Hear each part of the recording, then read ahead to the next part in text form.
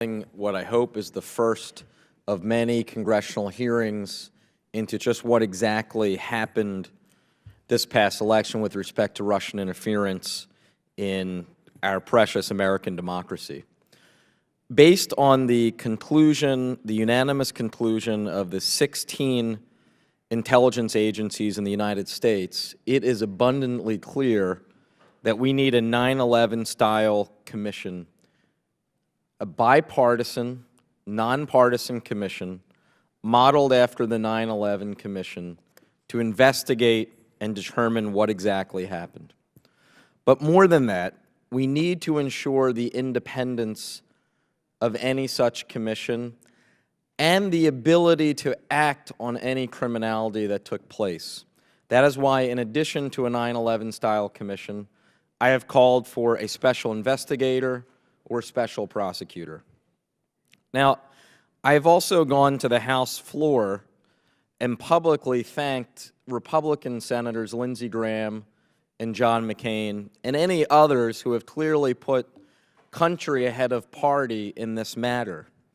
I have been disappointed that there haven't been more voices on the other side, especially in this chamber, who recognize that this is not about party, this is about country, and to join with Senators Graham and McCain to call for a 9/11-style commission, to co-sponsor the Cummings-Swalwell Act, and to call for an independent outside investigation.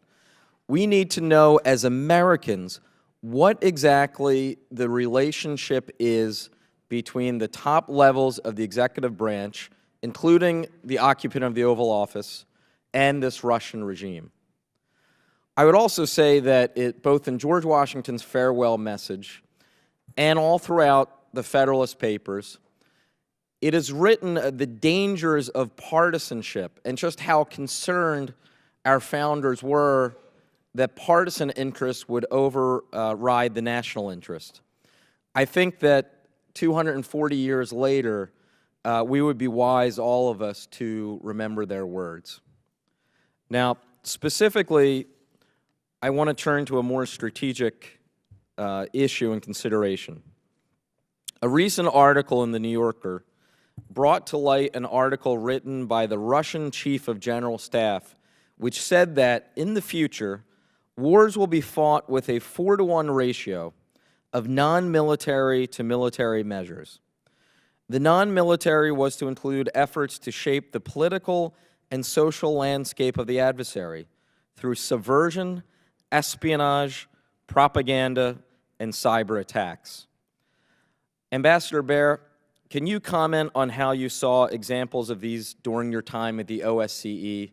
And I wonder if you could specifically speak about Ukraine, knowing that I have a number of Ukrainian American constituents, some of whom are here today and on the Hill this week, lobbying their elected representatives, and we're probably right now the most in danger, even respectfully, even more so than the Baltics and any other part of Europe. Thank you, Congressman. I think what you're referring to is the Gerasimov article and the practice that we've seen that put into in Ukraine in the last 3 years. We just passed the 3rd anniversary of Yanukovych's flight, abandoning his post, and it was shortly after that that President Putin sent in the so-called Little Green Men into Crimea, who took over first the parliament and then surrounded military bases, of course without insignia or any demarcation, and then held a referendum, a mock referendum at the barrel of a gun, and claimed that that was a justification for annexation. We saw that continue and hybrid warfare continue in eastern Ukraine when Putin sent in highly trained paramilitaries to take over town halls and government buildings in eastern Ukraine, take over police stations, etc., and work with local gangs and criminal elements to seize control of territory in eastern Ukraine.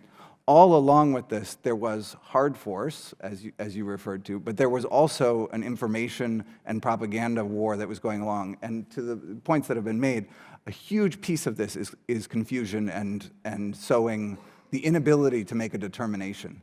And obviously, one of the things that I think for our own systems that we need to be studying is how do we make determinations in an environment in which the the other actor is purposefully trying to make the kinds of determinations that we need to make more difficult.